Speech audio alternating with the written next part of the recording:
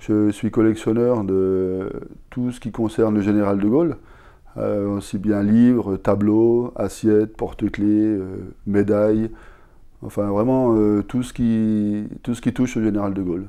J'ai commencé à collectionner en 1995, lors d'un déménagement d'une maison. J'ai trouvé un tableau, moi-même j'en possédais un ou deux, et voilà, et ma passion a commencé.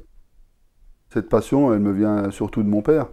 Depuis que je suis en âge de comprendre, il me parlait toujours du général de Gaulle, on le voyait à la télévision lors de ses conférences de presse, qui étaient grandioses, il y avait 200-300 journalistes, les questions fusaient. Et là, mon père m'en a tellement parlé que, bon,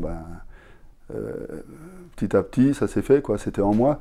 Et mon père a donc fait la Deuxième Guerre mondiale, donc il était prisonnier, il a fait la campagne de Belgique. Et donc pour lui, le général de Gaulle, c'était quand même le sauveur de la France. Donc tout à travers ses récits, il m'en a parlé. C'est comme ça qu'une passion peut naître. Eh bien, le premier objet, c'est mon père qui me l'a donné. Lui, il avait juste une assiette qu'il avait achetée à Colombey. Un petit stylo aussi qui est rafistolé avec un morceau de scotch. Donc j'y tiens valeur sentimentale. Et moi, j'avais un portrait qu'on m'a donné, et voilà, et ça a commencé comme ça, quoi. Alors ma collection a atteint maintenant un chiffre de 8000, à peu près 8000 objets, dont il y a 3300 livres, à peu près 200 disques, 450 journaux divers, et des assiettes, des porte-clés, des pièces de monnaie, beaucoup de choses, beaucoup de petites médailles aussi d'époque, de la Libération, avec des petits drapeaux bleu, blanc, rouge qu'ils faisaient à l'époque, quoi. La pièce centrale où il y a mon bureau, j'ai essayé de recréer la vie du général en 72 tableaux, donc depuis la généalogie jusqu'à sa mort, quoi. Donc tous les 72 plus grands moments, parce qu'il y aurait pu en avoir beaucoup plus, mais bon, manque de place, je me suis arrêté à 72. Il y a une pièce principalement pour les livres, les revues, les disques, et un peu aussi tous les objets, les porte-clés qui sont en vitrine. Dans la troisième pièce, il y a surtout des portraits qu'on m'a offerts.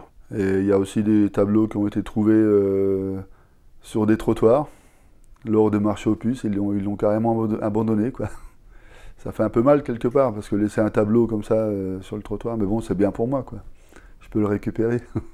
Alors c'est une passion qui me prend beaucoup de temps, parce que le dimanche matin, en principe, quand je ne travaille pas, eh bien, je passe toute la matinée sur les marchés aux puces. On a toujours l'espoir de découvrir une petite pièce qu'on n'a pas, une pièce peut-être unique. Maintenant, j'ai de plus en plus de mal à en trouver, à croire que tout ce qui était dans le coin, c'est chez moi. J'invite tous les Français qui veulent rester libres à m'écouter et à me suivre. Vive la France, libre, dans l'honneur et dans l'indépendance. Le général de Gaulle, avant tout, pour moi, c'est l'homme du 18 juin, donc l'homme qui a sauvé la France, hein. Et plus tard, l'homme politique qui a fait la Ve République. Les valeurs du général de Gaulle sont très fortes. C'est la droiture, c'est l'honnêteté, la simplicité. C'est quelqu'un qui n'avait aucun salaire en tant que président de la République. Il faisait ça vraiment pour la France. Et ça, malheureusement, aujourd'hui, je pense qu'on peut l'oublier, quoi. Les discours du général, c'était souvent, pas critiqué, mais souvent repris, comme le Québec libre et ce genre de phrases qui ont marqué un peu tous ces discours.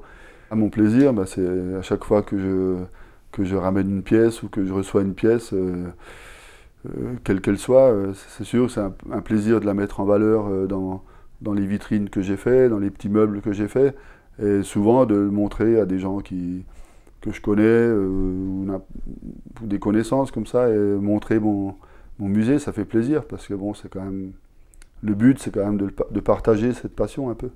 Ah ben, je vis avec.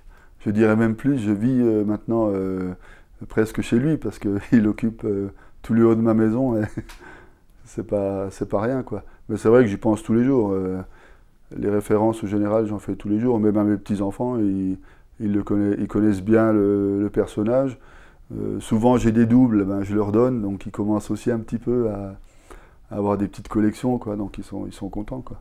C'est très important qu'on n'oublie pas, et souvent les hommes politiques de maintenant s'en inspirent. Hein. Moi, il n'y a pas une semaine où j'entends pas son nom à la télévision, et pourtant je ne le regarde pas souvent. Alors je fais partie aussi d'un club qui se trouve dans les Vosges, c'est le club 88 Charles de Gaulle. Donc dans ce club, je suis seulement adhérent. C'est pas un club qui collectionne, c'est que des gens qui se retrouvent une fois ou deux fois par an sur tous les lieux où le général est passé. Parmi tous ces adhérents, oui, je suis un des seuls à avoir cette collection. D'ailleurs, ils sont venus visiter à Winsenheim mon exposition. Et souvent les questions qui reviennent, c'est où je mets tout ça chez moi, parce que quand c'est tout bien exposé dans une grande salle, c'est vrai que c'est impressionnant, quoi. Et alors que chez moi, c'est tout bien rangé, bien calibré. Mais c'est vrai que c'est impressionnant, quoi. 8000 pièces, quand vous installez 8000 pièces dans une grande salle, c'est beau, quoi.